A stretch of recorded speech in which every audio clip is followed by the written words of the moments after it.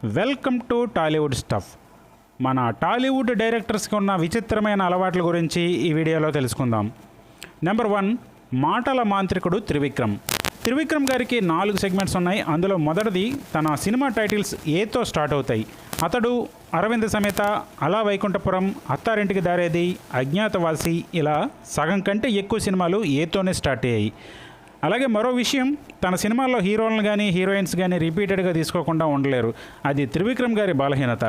అలాగే ఆయన సినిమాల్లో సెకండ్ హీరోయిన్ ఉండటం, వాళ్ళకి ఏదో ఒక డిసీజ్ ఉండటం, అలాగే హీరో విలన్ని చంపకపోవడం లాంటివి త్రివిక్రమ్ గారి సెంటిమెంట్స్ అని చెప్పొచ్చు. నెంబర్ 2, లోకేష్ కనకరాజ్. ప్రజెంట్ ఇండియాలో ఒక సినిమాని త్వరగా కంప్లీట్ చేసే డైరెక్టర్ ఎవరైనా ఉన్నారా అంటే అదే లోకేష్ కనకరాజ్ అనే చెప్పాలి. ఇతను ఒక సినిమాని 3 లేక 4 నెలల్లో కంప్లీట్ చేయగలడు. ఇతని సినిమాలన్నిటిలో మ్యాక్సిమం బిర్యానీ సీన్ ఉంటుంది. అలా బిర్యానీ సీన్ పెట్టకుండా ఉండలేకపోవడం ఇతని బలహీనత అని చెప్పొచ్చు. అలాగే మరో క్రేజీ థింగ్ ఏంటంటే, లోకేష్ గారి సినిమాల్లో లవర్స్ని చంపకుండా ఉండలేరు.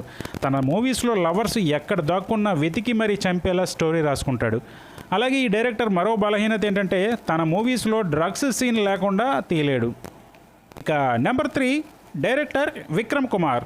తన చిన్నప్పటి లవరో లేక రిలేటివో లేదంటే ఇంకేమో రీజన్ తెలియదు కానీ తన మ్యాక్సిమం సినిమాల్లో హీరోయిన్ పేరు ప్రియా అని ఉంటుంది. ఇష్కు, మనం, గ్యాంగ్ లీడర్ ఇలా ఇంచుమించు అన్ని సినిమాల్లో హీరోయిన్కి ప్రియా అనే పేరుంటుంది.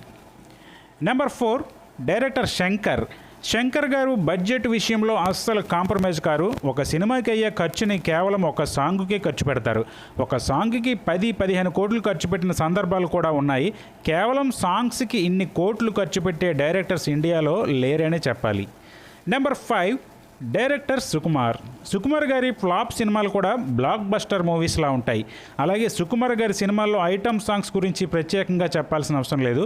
ఐటమ్ సాంగ్స్ విషయంలో సుకుమార్ని కొట్టే డైరెక్టర్ ఇండియాలోనే లేడని చెప్పాలి. నెంబర్ 6, కరుణాకరణ్. ఇప్పటి వరకు పలు సినిమాలను డైరెక్ట్ చేసిన కరుణాకరణ్ సినిమాల్లో హీరోయిన్ వైట్ డ్రెస్లో ఉంటుంది. తొలి ప్రేమ, డార్లింగ్, ఎందుకంటే ప్రేమంట, చిన్నదాన నీకోసం ఇలా చాలా మూవీస్లో హీరోయిన్ వైట్ డ్రెస్లోనే ఉంటుంది. అలాగే ఈయన సినిమాల్లో సగభాగం అంటే సినిమా ఫస్ట్ హాఫ్ కానీ సెకండ్ హాఫ్ కానీ ఫారెన్ లొకేషన్లో తీస్తుంటారు. అలాగే కరుణాకరణ్ గారి సినిమాల్లో పిక్చరైజేషన్ చాలా అట్రాక్టివ్గా ఉంటుంది. నెంబర్ 7, వివి వినాయక్. తన సినిమాల్లో హీరో డబుల్ రోల్ అండ్ హీరోకి ఫ్లాష్ బ్యాక్ ఖచ్చితంగా ఉంటుంది. ఈ రెండూ లేకుండా వినాయక్ గారు సినిమా అయితే తీయలేరు. ఇక నెంబర్ 8, రాఘవ లారెన్స్. తనకి దెయ్యాల సినిమాలంటే చాలా ఇష్టం అనుకుంటా. చాలా సినిమాల్లో తన బాడీని దెయ్యాలకి రెంటిస్తాడు. నెంబర్ 9, ప్రశాంత్ నీల్. ఈయన తన సినిమాల్లో ఎక్కువగా బొగ్గు ఉండాల్సిందే. అలా మైనింగ్ లొకేషన్స్లో సినిమాలు తీస్తుంటారు. ఒకవేళ బొగ్గు లేదంటే వేరే రాష్ట్రాలను రాలీలో తెప్పించుకుంటాడు. అలాగే ఈయన సినిమాకి 100 కోట్ల కలెక్షన్స్ వచ్చినా సరే అవార్డులు మాత్రం రావు.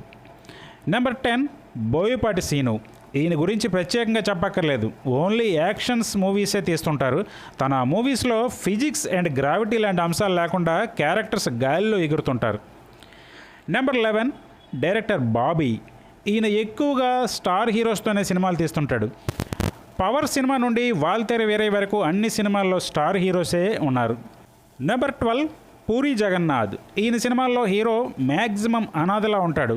అలాగే ముందు వెధవల్లాగా ఉండి తర్వాత మంచివారిగా మారుతారు. అలాగే సినిమాల్లో హీరో క్యారెక్టరైజేషన్ విషయంలో పూరి జగన్నాథ్ని మించిన డైరెక్టర్ ఇండియాలో ఇంకొకరు లేరని చెప్పాలి. ఈయన సినిమాల్లో బూతులు, గన్స్, బీచ్లు లేకుండా సినిమా తీయలేడు. ఇవన్నీ ఈయన బలహీనతలు. Number 13, RGV. ఒకప్పుడు ఇండియన్ సినిమాని అల్లాడించిన ఆర్జీవి ఇప్పుడు తీస్తున్న సినిమాలు అసలు ఎక్కడ రిలీజ్ అవుతున్నాయో కూడా తెలియటం లేదు.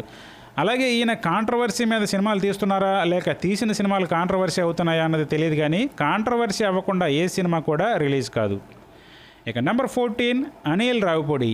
మన టాలీవుడ్లో రాజమౌళి తర్వాత అన్ని హిట్స్ మూవీస్ తీసిన డైరెక్టర్. సినిమా ఎలా తీయాలి, ఎలా తీస్తే హిట్ అవుతుందన్నది ఈయనకి బాగా తెలుసు.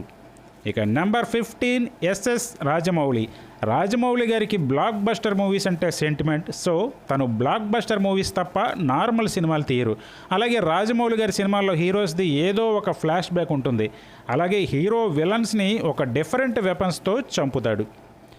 సో ఇదండి ఇవాళ వీడియో. ఈ వీడియో మీకు నచ్చితే లైక్ చేయండి, షేర్ చేయండి, కామెంట్ చేయండి. అలాగే ఛానల్ సబ్స్క్రైబ్ చేసుకోండి. మరో ఇంట్రెస్టింగ్ వీడియోతో మళ్ళీ కలుద్దాం.